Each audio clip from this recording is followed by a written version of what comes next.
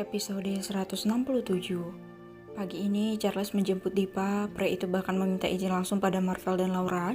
Tidak seperti biasanya yang hanya menunggu di luar atau menemui Diva di sela-sela kesibukannya.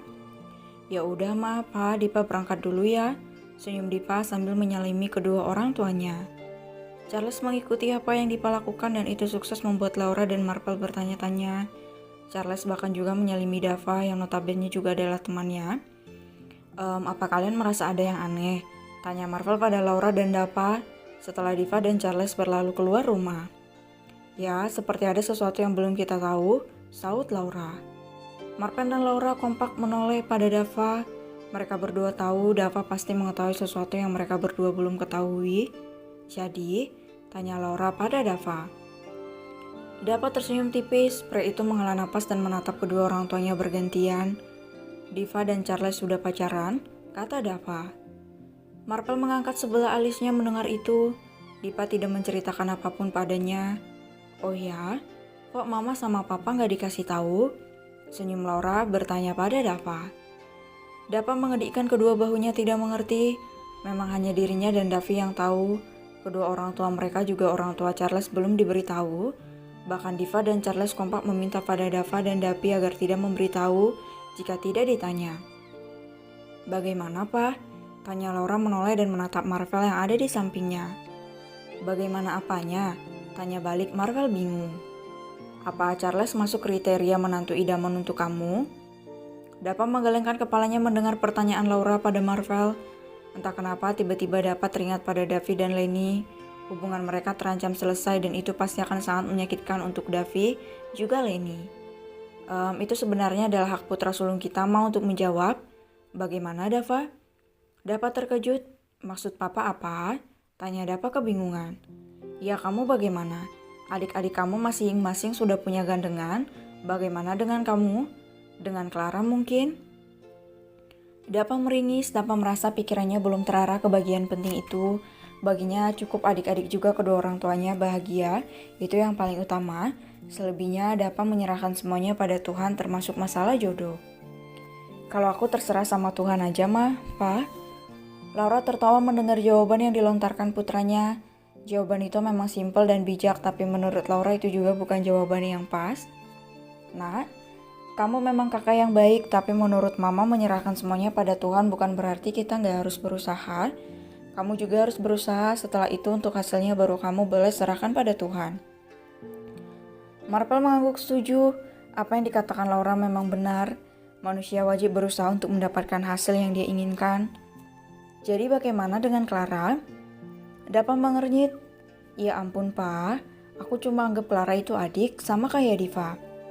Oke, adik Ma. Ledek Marvel sambil menatap Laura yang hanya tertawa saja menanggapinya. Tapi adik kamu Davi kenapa belum bangun? Dapa menelan ludahnya. Dapi memang menolak untuk bangun pagi tadi saat Dapa masuk ke kamarnya. Dapi bahkan terus menyembunyikan dirinya di dalam selimut dan beralasan sedang tidak enak badan. Dan lagi saat Laura dan Marvel yang membangunkan Dapi mengunci pintunya dan berseru dari dalam kamar bahwa dirinya baik-baik saja. Dapi katanya lagi gak enak badan mah. Aku juga gak tahu tapi nanti aku bakal coba bicara sama dia. Senyum Dava tidak ingin kedua orang tuanya cemas. Baiklah, Mama percaya sama kamu sayang. Senyum Laura menganggukkan kepalanya. Tapi nak, bagaimana dengan pekerjaan kamu hari ini? Tanya Marvel bingung. Putranya sangat sibuk tapi selalu bisa meluangkan waktu untuk adik-adiknya juga kedua orang tuanya.